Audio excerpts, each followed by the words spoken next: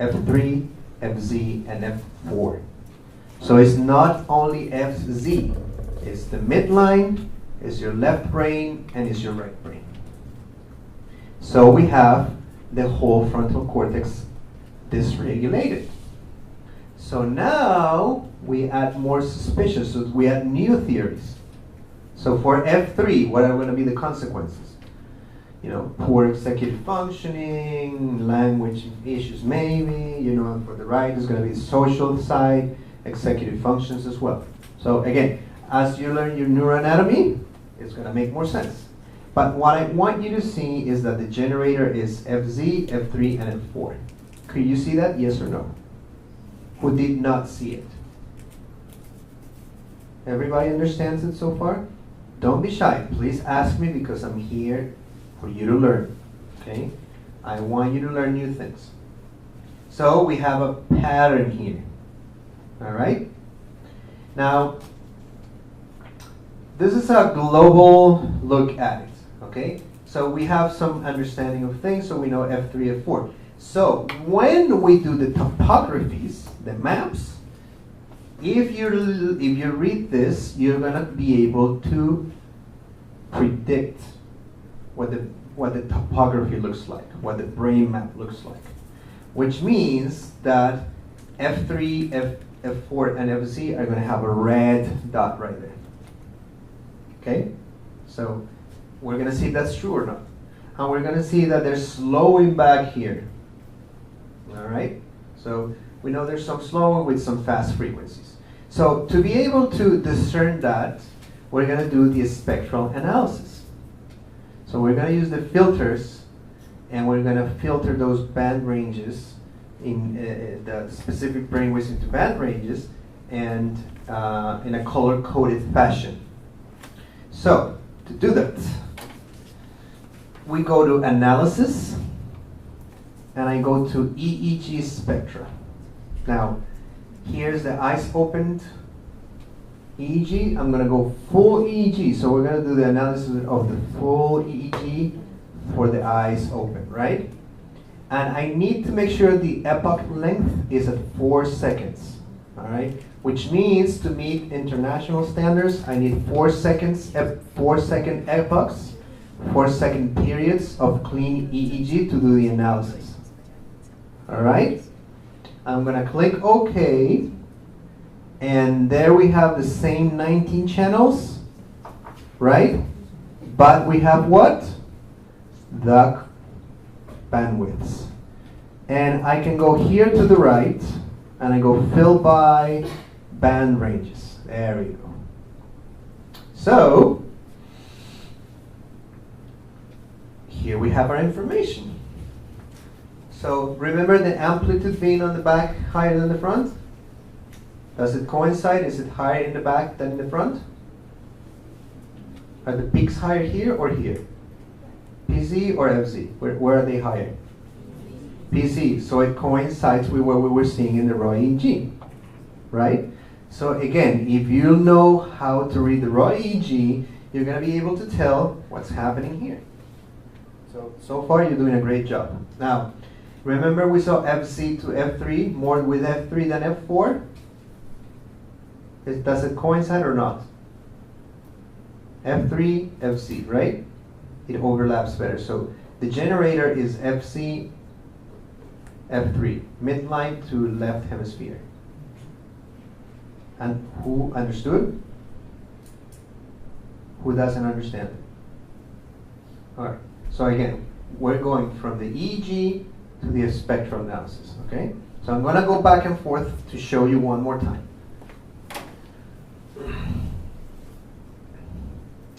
Window, okay. So again, remember, this is FZ, this is F3, remember? So it overlaps better than here. If we go to the spectral analysis, we can see it. FZ to F3, right? More than FZ to F4. And the same applies for the back of the head. So here we have discharge. The amplitude is higher in the back, than in the front, right? And we go here, and we can see that the amplitude is higher in the back than in the front, okay? Now, how does it work? This is delta. So this darker coloration is delta. Red is theta. Yellow is alpha. Green is beta. This bluish one is high beta. And this dark blue is gamma. So again, delta, theta, alpha, beta, high beta, and gamma. So you guys did a very good job because you saw slow brainwave activity and fast brainwave activity. Now, which one is more dominant? The slow brainwave activity, right? But you saw some beta. Beta here, and some beta here, and some beta here, and some beta here. Again, that's why it is so important to learn how to read the raw EEG. Nothing beats the visual inspection of the raw EEG. If you learn how to read the raw EEG, you will do anything else correctly. Okay? But it's very important because you need to identify artifacts. Okay? If you mistake EMG for beta, you have a big problem. If you mistake eye blinks for delta, you have a big problem. Okay? If you mistake cardioballistic for epileptiform activity, you have a big problem. All right? So you're doing things correct. So dominant activity, PZ, some at T6, some at FZ, and F8, F7, right? So I'm gonna do extra analysis because some of the things I'm gonna mention here are not in the PowerPoints. So F7 and F8 are your ventrolateral frontal cortex. So the ventrolateral frontal cortex. And another important function of those is impulse control and inhibition control. So clients who have slow brainwave activity here and here are clients who tend to suppress and withhold and withhold and withhold their anger until one day they explode. So when I see that, I ask the client, do you have a tendency to withhold your anger and you try to, suppress it as much as you can, and then one day you explode? They go, yeah. Okay, and the explosion could be crying. The explosion could be quiet and not say anything.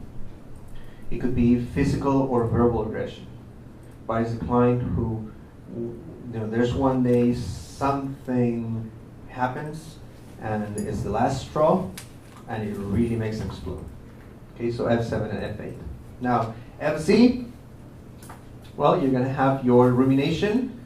We have beta is going to cause what? Anxiety, fretting, right? Because it's a little bit faster. The theta is the attention side of things. And F3 to F4. So we have an asymmetry between A3 and F4.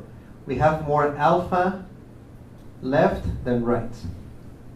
What could that mean? When there's more alpha at F3 than at F4, there's an asymmetry. So it could be a sign of depression. So this client came for ADD because somebody, if I'm not mistaken, this is a client that was referred by the school, and the school psychologist said it's ADD, right? So parents say ADD, but we're saying that there could be depression, could be, okay? Or a tendency for emotional states to fluctuate, right? Now, we're going to look at PZ now. And remember the peak alpha frequency? So PZ is the peak alpha frequency. So I want you to focus your attention on those boxes right there, okay? Focus your attention there, please. What I'm going to do is I'm going to go to PZ, and I'm going to locate the alpha. I'm going to set the pointer at the highest part of the yellow peak. Okay? That's the peak alpha frequency, the point where the alpha is the highest. And I'm going to click on it, and you see it down there. What does it say? 9.77 hertz. So this person has an alpha frequency of 9.77. The ideal would be 10. Let's see how old this person is. 2004, so it's 14 years of age. Okay? So it should be 10 or more. Now, if I want to confirm that, I can go up here and click here on the table and go to PZ. Alpha is 9.77. So we're getting the confirmation, right? So we have a 9.77 alpha peak frequency. Is that something to worry about? It's not too critical. 9.77 to 10 is not too bad. Do I want it to be at 10? Yes. So I can train to increase it. So I could do I could do a Z4 to PZ. And what would you suppress? You would suppress this right here. Okay? So you would suppress all of this low brainwave activity. C4 to PC could be 1.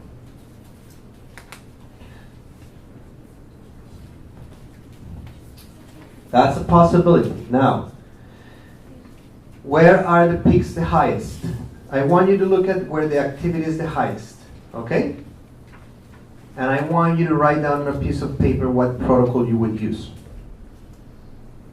So I want you to look at it, go back to your neuroanatomy, but I want each one of you individually to write it down on a piece of paper. So some of you might say FZ, some of you might say something different. I want you to do 2 channels. Choose 2-channel training, okay? Something to something. So look at the frequencies, look where they are the highest. Look at your neuroanatomy. See what could be wrong with this client and choose a training protocol, okay? Take your time. So I'm gonna let you do it for 2 to 3 minutes and then we'll bounce off some ideas.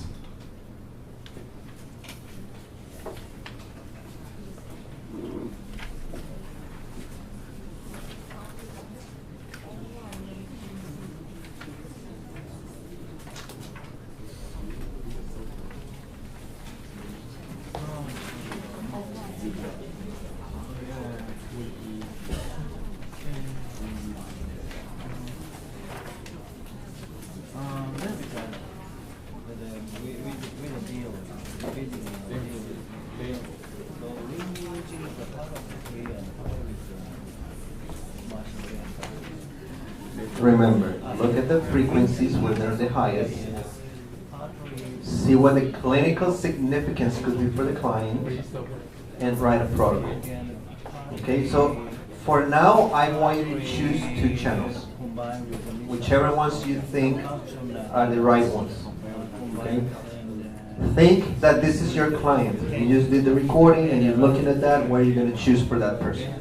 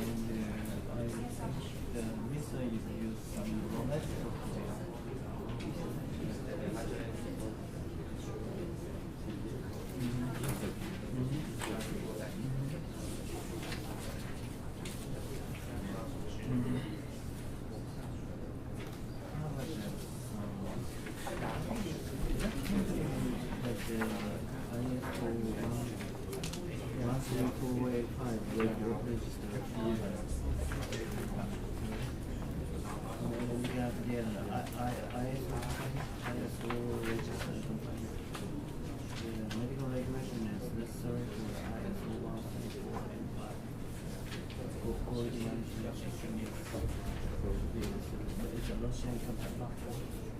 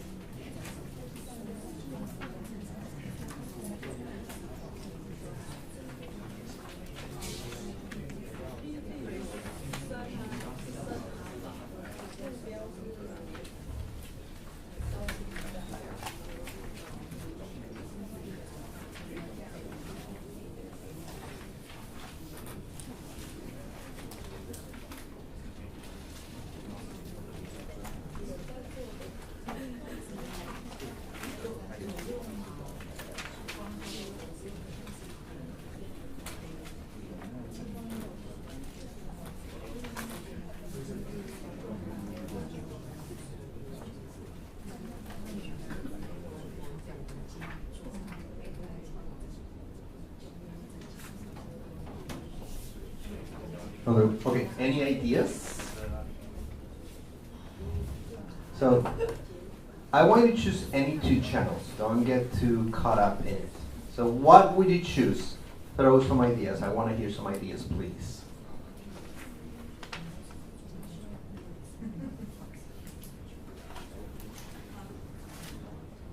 Anybody? Don't be shy. Come on.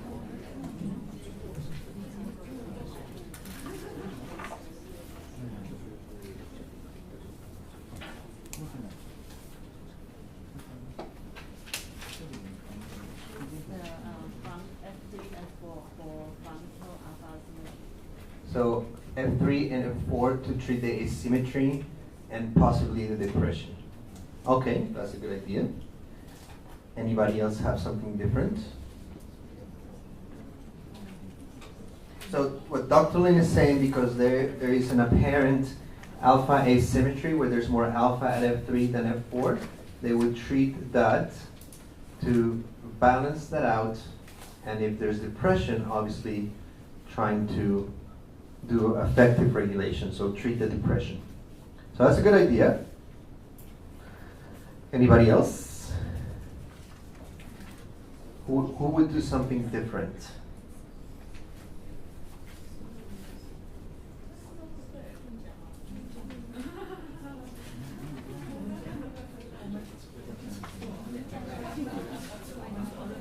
Yes.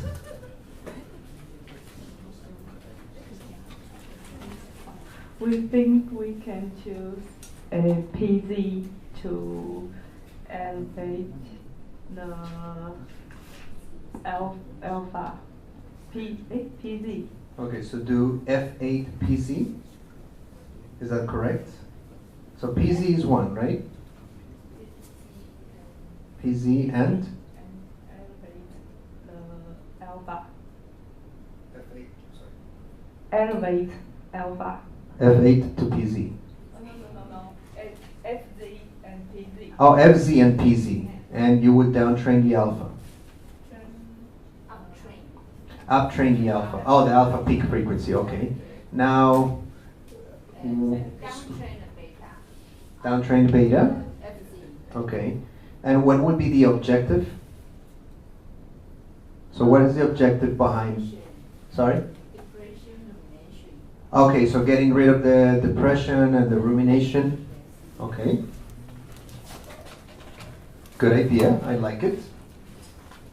Anyone else? Yes. FCPC and beta theta ratio, like to uptrend beta and to decrease theta. So FCPC as well, and do the theta beta ratio. Okay. Good. Anyone else? Keyboard. Yeah, there we go. Okay.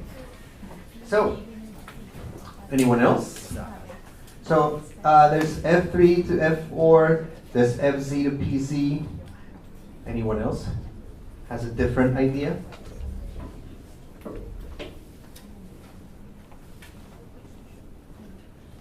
So, okay, we have two options, two opinions, right? Which one is right, which one is wrong? Who's right and who's wrong? Yeah, exactly, no one. Who's right? Well, both are. Who's wrong? Both are. Who will tell us if it works? The client. Anything goes back to the client. The client is the real expert. So it makes sense to treat FZ to PC because that's where the hypercoherence is, and that's where the amplitudes are the highest, right? It also makes sense to train F3 and F4 because we have an asymmetry. Okay? We could also do CZ and T6. Or we can do P3 to P4. Right? So, how do we decide? Well, it takes experience to decide. And again, testing it with the client.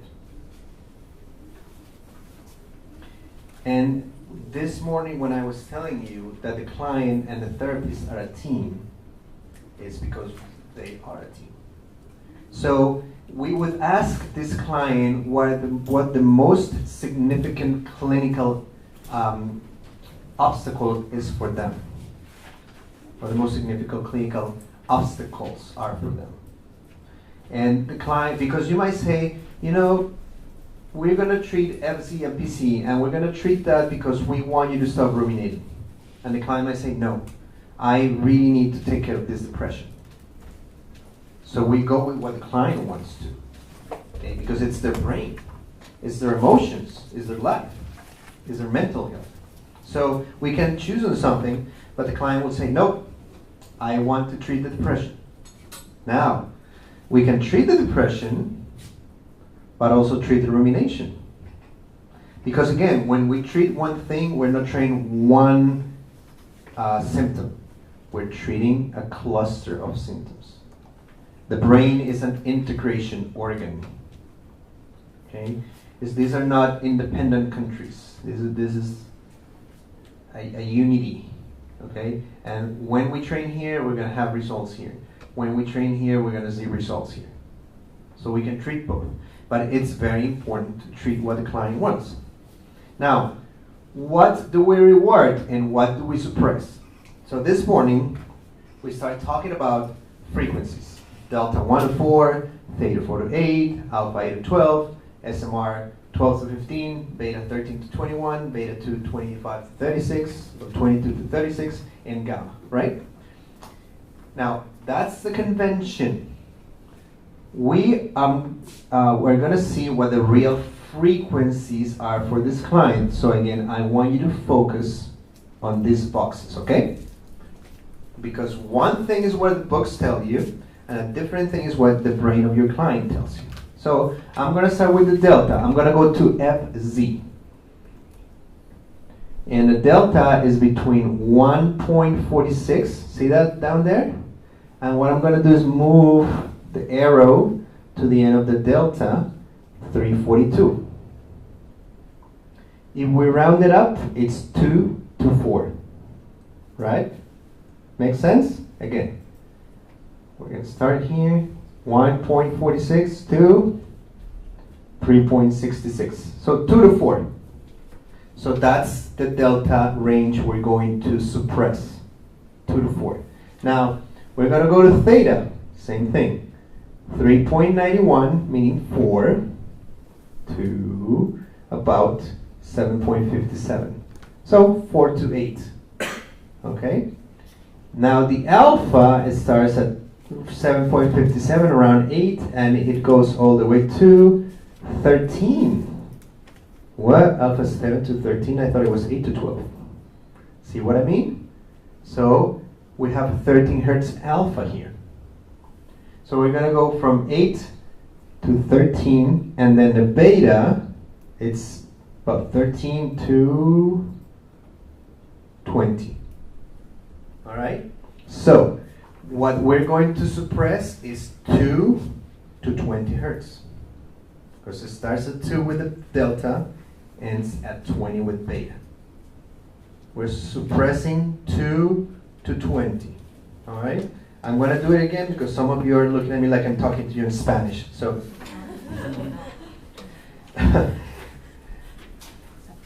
remember, see that right there? 1.71. So we're going to round it up. All right? Look at the box below. Look at the box here. That's your hertz. What does it say? 1.71. So we're going to round it up to 2, right? And I'm going to go all the way to the end of the beta, right here. What does it say? 19.29. So that's about 20. So we're going to suppress 2 to 20 hertz. That's where we're going to suppress, because that's everything that's high. That's everything that's excessive.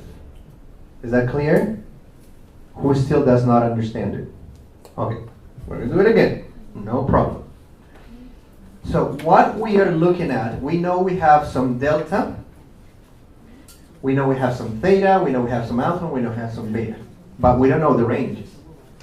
So we're going to click and we're going to look at the numbers here, okay? Because I need to know the exact range that I need to suppress and reward. Because delta is just a name. Beta is just a name. Alpha is just a name. I need to know the exact range, right? So again, if you look at the box, if you focus your attention on this one, you're going to see how many hertz. So I'm going to start with the delta. What does it say? Let's go there. 1.46, right? So the delta starts at 1.46. But I'm going to round it up to 2. All right? And then I'm going to go all the way to the end. So we're looking at all the high frequencies which end right about here. We got delta, theta, alpha, and beta.